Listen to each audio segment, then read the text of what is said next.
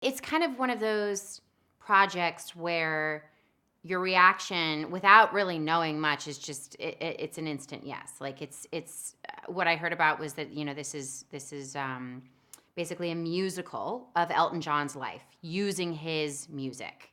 And I'm like, yeah, sign me up. That sounds great. I would love to be a part of that. That sounds pretty iconic. Something that's really quite distinctive about Rocketman is that it's yes, it's a musical, but it's like a musical fantasy. It's very elevated, and it's using his songs um, not in the way that they were originally used, as him just performing them. Like it is part of the storytelling, and this story is so personal to Elton John, and his music is so personal. And so, what better way to tell his story than by using his music, obviously? Sheila was someone who could be very, very, very charismatic and dynamic and interesting. And then on the flip side, could be really terrifying and suck all the air out of the room, and at times even cruel. And this was just someone who was very, very, very unhappy. He was a true musical prodigy from a very young age. This was something that just emerged one day where it was just totally apparent, like a little Mozart, that this is someone who is a genius and has a way with music that is just completely unique.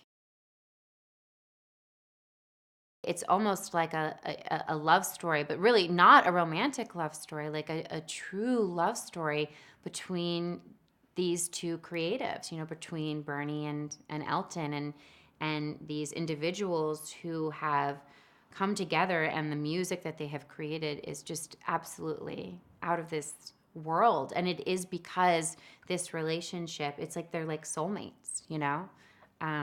It's so beautiful. Jamie Bell is so exquisite in this film.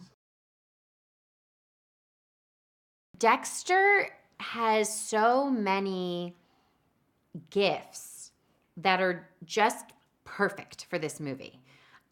He himself was a child actor and an entertainer at a very young age, and he was in one of my favorite movies, Bugsy Malone, and he played Babyface. And so Dexter really grew up in this industry, doing theater, doing musical theater, musical films. He's just been around it absolutely forever.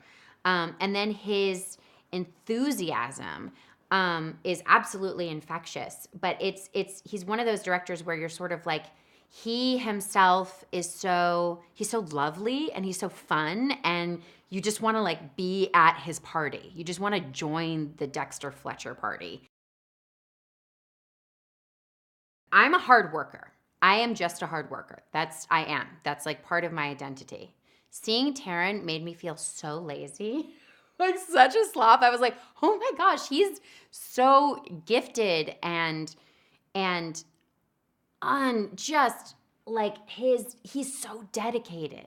He was so dedicated to bringing this story to life and really inhabiting Elton in the most authentic way possible. Taron himself is a musician. He is a singer. He is a performer.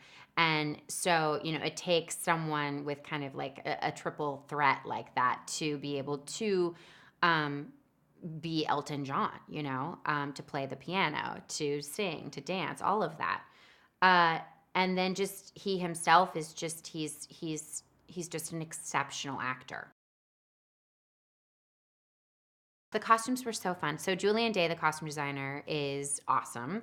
He also has worked with my dad several times, and him and his wife and my dad and my mom, they've hung out quite a bit, and they're good friends. And so what was wonderful was I was actually cast only 6 days before I was on camera. And so it was a very fast turnaround.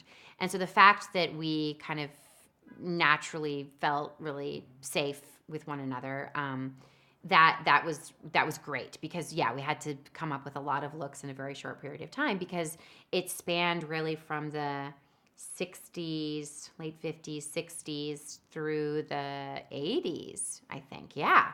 And those are some decades of clothes. Things changed radically from decade to decade.